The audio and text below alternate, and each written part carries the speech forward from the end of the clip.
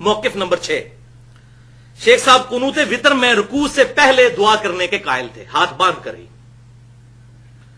دارالسلام کی جو نماز نبوی چھپی اس میں بھی انہوں نے یہ بات لکھ دی کہ رکوع کے بعد قنوت کرنا ثابت نہیں ہے، وہ قنوت نازلہ ہے،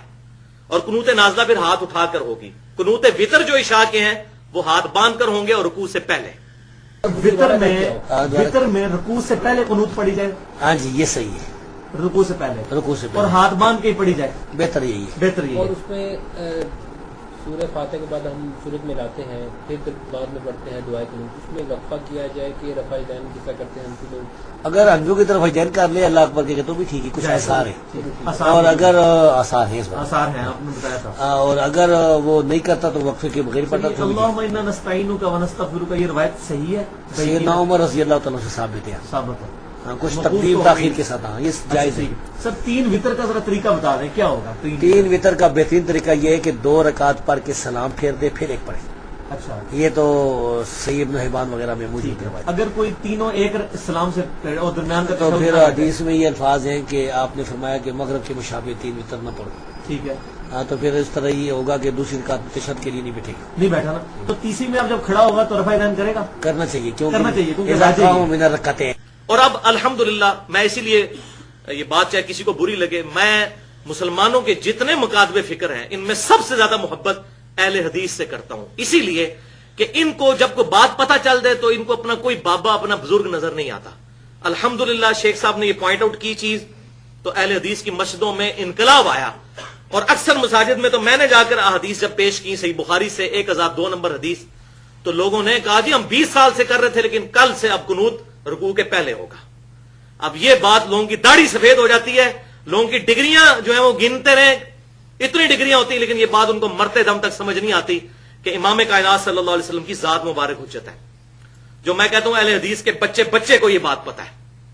یہ ایسا زبردست انجیکشن لگ گیا ہے کہ کتاب و سنت حجت ہے، اس سے بڑا کوئی ایسٹ ہی نہیں ہے۔ تو سب سے آسان بات سمجھانا ان کو ہے، اس کے بعد بریلوی، پھر دیوبندی، پھر اہل تشیع۔ بہرحال میں سب کو مسلمان سمجھتا ہوں، ان سے عقائد کا اختلاف اپنی جگہ۔ تو اس حوالے سے صحیح بخاری میں 1002 نمبر حدیث ہے کہ انس ابن مالک کہتے ہیں وہ شخص جھوٹا ہے جس نے کہا کہ نبی صلی اللہ علیہ وسلم قنوت وطر میں دعائے قنوت رکوع کے بعد پڑھتے تھے، جھوٹا ہے وہ۔ آپ صلی اللہ علیہ وسلم ہمیشہ پہلے پڑھتے تھے، سوائے 1 مہینہ کے لیے جو آپ کے 70 صحابہ کو دھوکے سے شہید کیا گیا، قنوت نازلہ وہ آپ نے رکوع کے بعد پڑھی۔ الحمدللہ بالکل واضح صحیح بخاری کے اندر یہ موجود ہے۔ تو یہ انہوں نے کتاب میں بھی چھاپ دیا اور اس کی وجہ سے لوگوں نے رجوع کیا، اور پھر اسی نماز نبوی میں دارالسلام والی میں شیخ صاحب نے علماء عرب کا بھی رد کیا، کیونکہ علماء عرب دعا کے بعد جو ہم عام حالت میں دعا کرتے ہیں، جب کبھی بھی دعا کے بعد چہرے پہ ہاتھ پھیرنے کو بدعت کہتے ہیں، تو شیخ صاحب نے الادب المفرد سے صحیح بخاری کی سند کے اوپر الادب المفرد جو امام بخاری کی کتاب ہے اس میں انٹرنیشنل نمبر کے مطابق 609 نمبر حدیث نقل کی کہ سیدنا عبداللہ بن عمر اور سیدنا عبداللہ ابن زبیر رضی اللہ تعالی عنہما جب بھی دعا کیا کرتے تھے تو دعا کے بعد اپنے دونوں ہاتھوں کو چہرے پر پھیرا کرتے تھے، اور کہا یہ حدیث بالکل صحیح ہے، اور الحمدللہ اس کی وجہ سے یہ بات بھی، ویسے یہ پاکستان میں تو 99.9% اہل حدیث کا عمل اس پہ ہے اور امت کا عملی تواتر اور اجماع ہے۔ بہرحال اس حوالے سے 250 منٹ کی میری گفتگو ہے، مسئلہ نمبر 75A اور B کے نام سے بدعت سے متعلق فرقہ وارانہ نظریات کا تحقیقی جائزہ، اس میں نے یہ چیزیں بیان کی ہیں۔